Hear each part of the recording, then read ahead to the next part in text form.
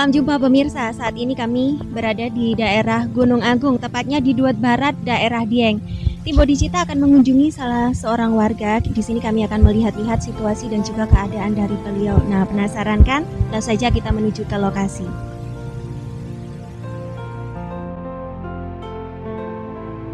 Pemirsa, barang siapa mengembangkan cinta kasih tanpa batas dan meneguhkan batinnya untuk mengerti akhir kelahiran, belenggunya akan terkikis.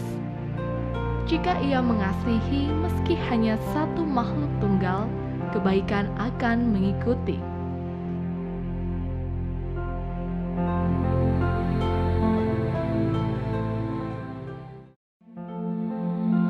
Rumah dan keluarga merupakan tempat berteduh. Bisa kita sebut sebagai tempat perlindungan. Sebuah keluarga, baik itu keluarga kecil maupun keluarga besar, memiliki kebutuhan hidup yang tidak sedikit. Apalagi pada masa sekarang ini, banyak kebutuhan pokok dan harganya tidak murah. Hal mendasar ini menjadi penyebab adanya perbedaan taraf hidup masing-masing orang. Bagi Anda yang mempunyai kesempatan lebih baik ataupun berlebihan materi, mungkin tidak perlu dipusingkan dengan kebutuhan sehari-hari. Tetapi bagi yang tidak mempunyai kesempatan, sehari-harinya merupakan tanda tanya besar.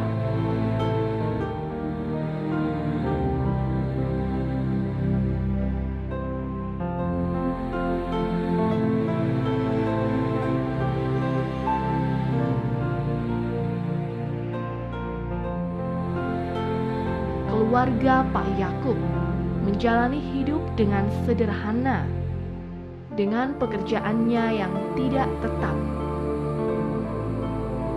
Kadang bekerja sebagai buruh bangunan atau memotong bambu-bambu untuk dijadikan kandang ayam sesuai pesanan.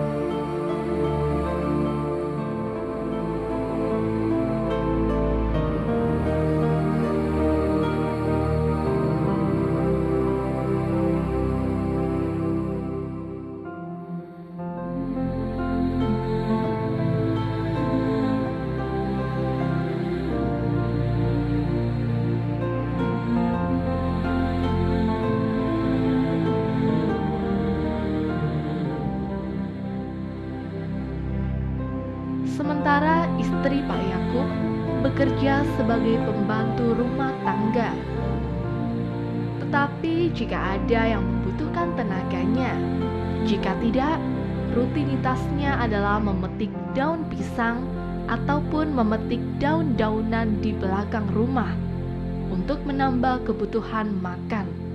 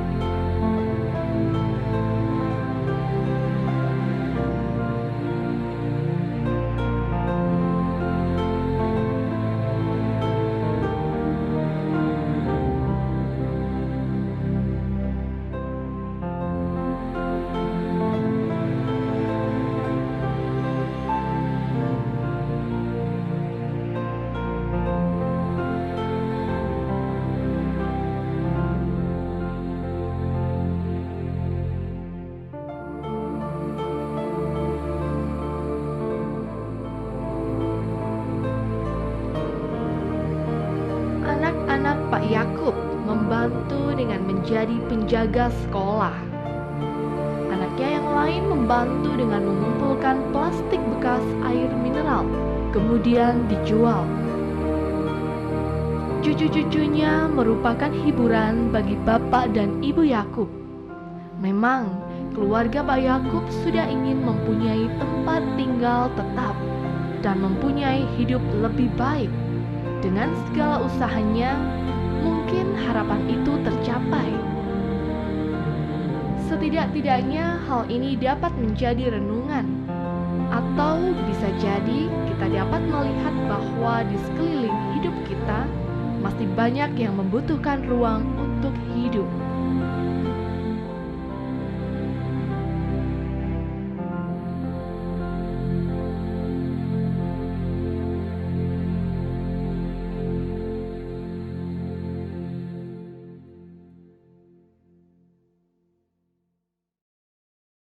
Sekarang saya berada di rumahnya Pak Jakub. Langsung saja kita masuk untuk melihat keadaan dan juga situasi yang ada di rumah Pak Jakub ini.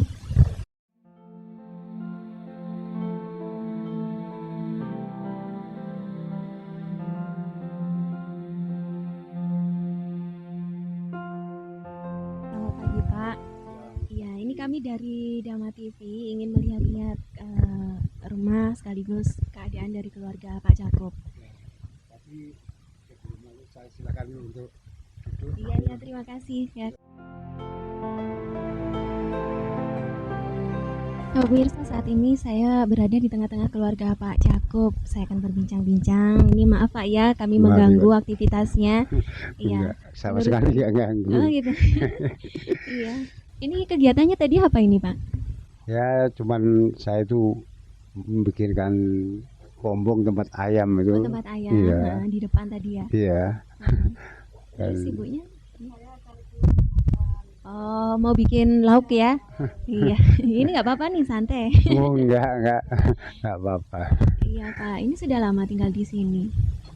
Ya, sudah lama, kira-kira saya selama di sini hampir 10 tahun. Hampir 10 tahun. Iya. Dan menurut berita yang saya dengar ya, ini Bapak sebagai penjaga sekolah ini. Iya, SD betul. ya. Dan sebelum kerja di sini, Bapak sebelumnya kerja di mana Pak? Saya sebetulnya saya sebagai supir. Gitu loh. Saya kerja Jember karena sudah menginjak usia ini sudah. Dan sebelum kerja di sini, Bapak sebelumnya kerja di mana Pak?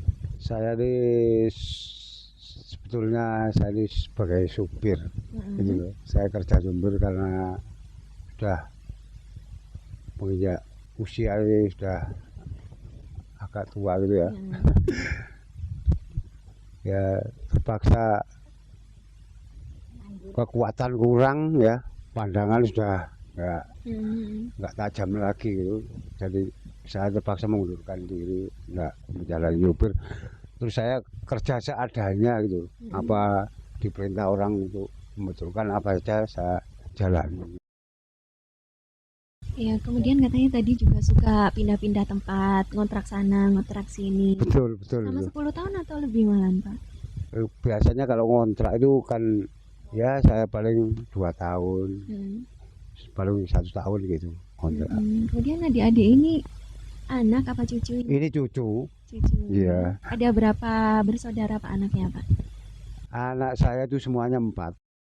Ya, dengan keadaan seperti ini Pak, pekerjaan yang tidak menentu sekarang ya karena sudah mengundurkan diri jadi sopir, apa kebutuhan sehari-hari tercukupi?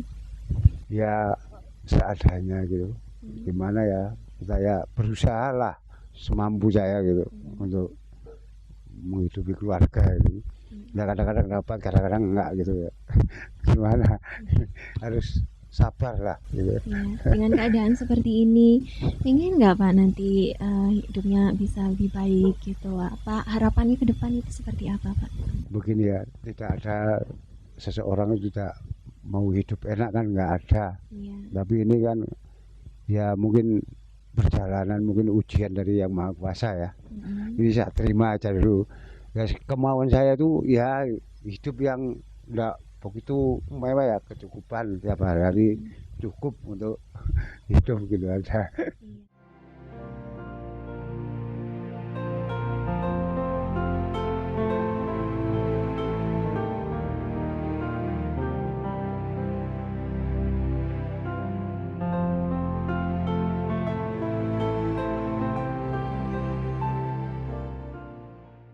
Ya pemirsa, langsung saja kita melihat ke dalam dari rumah Pak Jakub dan keluarga. Nah, sekarang saya berada di salah satu kamar yang dekat dengan ruang tamu dari rumah Pak Jakub ini. Seperti ini situasinya, banyak sekali buku-buku yang digunakan untuk belajar. Di sini terdapat beberapa mainan anak-anak yang mana nantinya oleh Pak Jakub ini dijual di dekat sekolah. Karena di sini sekolah anak SD, mungkin banyak sekali anak-anak yang akan membeli mainan.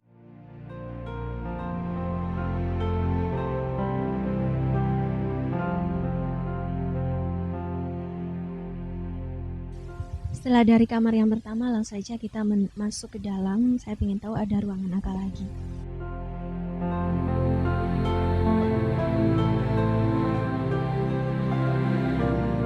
Langsung saja kita masuk. Benar sekali, di sini terdapat banyak sekali tumpukan barang-barang. Ada sepeda yang mana bannya ini sudah bocor, mungkin tidak bisa digunakan. Ada almari sebagai tempat pakaian-pakaian atau barang-barang yang sudah tidak digunakan. Ada beberapa tempat juga yang memang digunakan untuk menaruh barang-barang yang sudah tidak layak pakai. Langsung saja kita menuju ke ruangan selanjutnya. Nah, sekarang saya berada di depan salah satu kamar milik dari Pak Jakub. Tapi saya mau masuk ini terlihat agak susah karena tempat tidurnya ada di bawah, beralaskan ini. Ada tikar dan juga beberapa alas tidur. Jadi tidak ada dipan gitu ataupun tempat tidur yang lebih tinggi, tidak ada. Tapi di sini saya memperhatikan bahwa Ibu Jakub ini menaruh pakaian bukan di lemari, melainkan di tumpukan kresek-kresek. Jadi kita bisa bayangkan kalau kita mengambil pakaian untuk memilih, ini sangat susah sekali. Kemudian jendelanya juga tidak ada tutupnya, hanya kita juga bisa merasakan kalau kita berada di sini malam hari sangat dingin sekali pemirsa.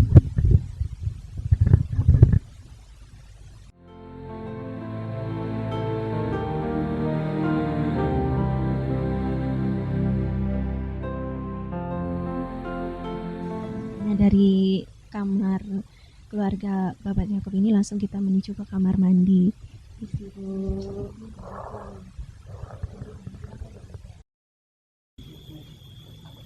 Setelah dari sebelah kiri terdapat gudang, kemudian di depan saya ini adalah kamar dari keluarga Bapak Jakub.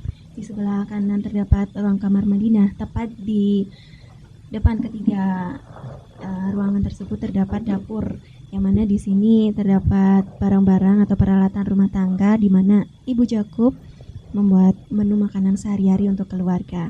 Tapi dari ruangan dapur ini masih ada ruangan dapur satu lagi yang mana Ibu Jakub ini menggunakan kayu bakar. Langsung saja kita menuju ke sana. Nah, sebelum kita masuk ke dapur yang satunya lagi, di sini saya menemukan tempat yang mana digunakan untuk mencuci piring. Nah, ya, di sini ada tempat menaruh piring yang sudah bersih. Kemudian di sini juga terdapat baskom-baskom yang mana digunakan untuk menampung air. Nah, saja kita menuju ke dapur yang satunya lagi.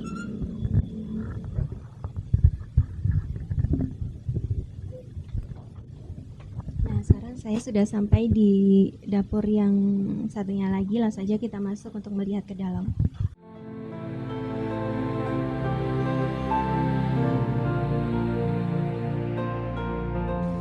Nah, pemirsa, sekarang saya bersama dengan salah satu putri dari Bapak Jakub ya.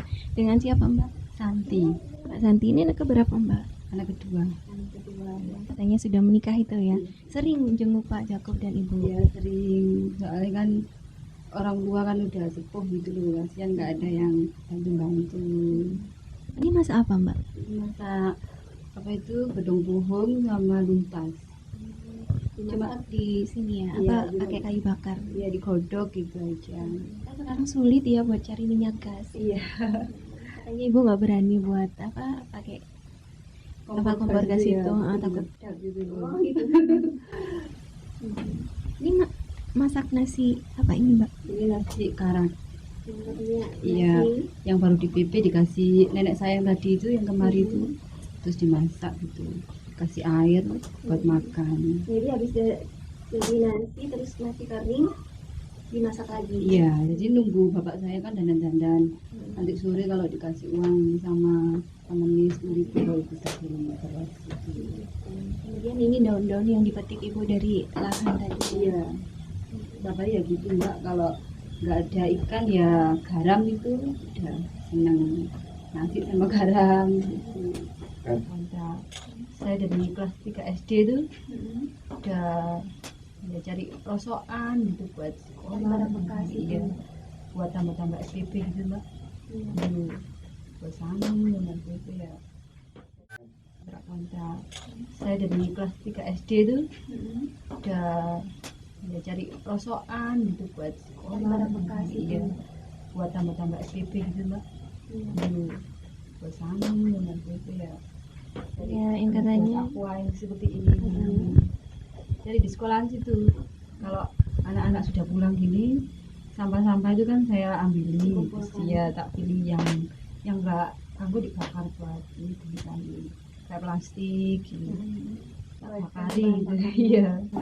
Jadi ya cari rosokan sama ngepel kayak gitu, nyapu-nyapu. Jadi paginya kan udah bersih. Gitu. Biasa hari cari itu aqua. Kalau ada cucian dipanggil tetangga ya nyuci, kalau nggak ada ya di rumah sama ngomong gitu. ya, terus dengan kondisi bapak dan ibu ini apa ada apa ya istilahnya Apa itu usaha gitu ya? beban pikiran gitu bagi mbak sendiri. Ya kepikiran sih, saya tuh kepinginnya kerja jauh gitu loh supaya bisa bantu orang tua. Tapi saya ngeliat anak saya dulu nggak ada yang rumah gitu loh, kalau biasa ibu kan cuci-cuci. Saya sebenarnya mau dibawa ke Mamire untuk kerja, tapi ya sudah kebebanan anak itu loh, jadi nggak bisa. Ya sama suami nggak boleh. Tuh. Mbaknya tinggal di mana mbak? Saya di Etan Kali situ, ikut mertua sama mertua.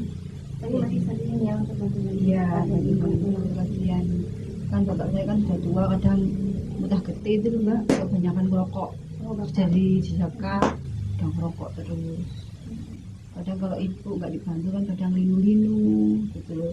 Biasanya kan cuci-cuci 4 bak di tetangga gitu kan, bisa kecetit gitu kan, sakit. Saya yang bantu biasanya gitu. Kalau nggak ada saya kan adik saya kan udah kerja semua.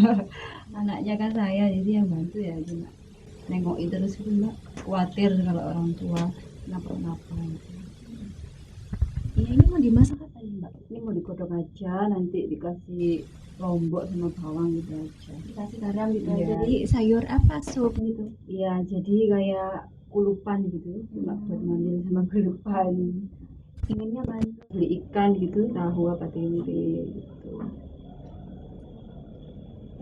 Terus dengan keadaan seperti ini gimana mbak perasaan mbak? Ya perasaan saya ya sedih sih mbak, kepinginnya sih saya dikasih pekerjaan yang lebih baik supaya bisa bantu orang tua gitu loh. Kerjaan apa gitu, saya mau menyetrika, nyapu, penting dapat uang gitu mbak, untuk bantu orang tua gitu. Beli kebutuhan orang tua yang kecil-kecil gitu, bantu gitu loh. Anak saya kan sudah sekolah, jadi kan juga butuh biaya. Gak tega itu mbak, langsung saya masukkan SD kan dibantu kakak saya jadi kebun, jadi langsung umur 5 tahun langsung kelas 1. Kelas 1 SD Iya. tidak masuk TK dulu. Nggak masuk TK. Jadi mbak sebelum menikah dulunya waktu sekolah juga sudah tinggal di sini ya? Iya, belum sama orang tua ini Karena campur. ini kamar 4 orang. Iya, udah sama adik-adik dulu itu. Sekarang adik ini udah keluar semua. Dikerja, ya buruh gitu mbak, sama Kerja sekolah. terus ini uangnya ini buat biaya sekolahnya. Iya, kadang kalau ada lebihnya ngirim ibu, kalau nggak ada ya nggak pernah ngirim. Udah 3 tahun di Mamire, yang satu ya di Merjo, cuma hari raya tok pulangnya. Ini rata-rata lulusan apa mbak? SMP, SMP. yang satu SD, yang satu SMA. SMA. Iya. Yang paling tinggi SMA. Iya, SMA ya, yang cari uang buat sekolah itu, kepingin sekolah tinggi. Jadi pendidikan memang benar-benar di nomor 1 kan? Iya, untuk anak-anak saya tuh kalau bisa sampai SMA besoknya itu loh. Gak seperti ibunya kan nanti kasihan gitu loh mbak. Ya, demikian pemirsa bincang-bincang saya dengan salah satu putri dari Bapak Jakub. Silahkan diteruskan lagi Mbak, untuk masaknya dan kita langsung saja menuju ke tempat yang lain.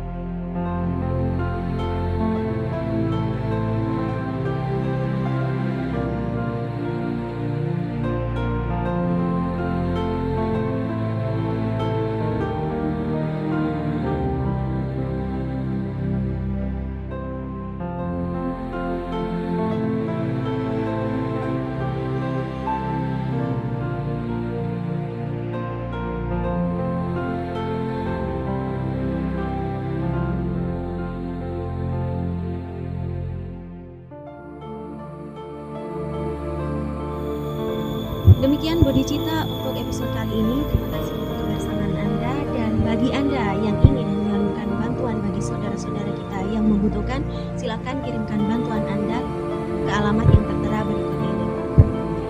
Akhirnya seluruh tim Bodhicitta mengucapkan terima kasih untuk kebersamaan Anda, dan sampai jumpa pada episode selanjutnya. Apabila seseorang dengan pikiran penuh cinta kasih memancarkan welas asihnya ke seluruh dunia, ke atas, ke bawah, dan ke sekelilingnya, ke segala arah tanpa batas, terisi dengan kebaikan yang tak terbatas, lengkap dan sempurna. Setiap perbuatan tak berarti yang pernah dilakukannya, janganlah tetap dikenang dalam pikiran. Salah satu hal yang dianjurkan dalam setiap ajaran adalah berbuat kebajikan. Berbagai macam cara dapat kita lakukan dalam berbuat kebajikan, dimulai dari hal-hal yang kecil sesuai dengan kemampuan kita masing-masing.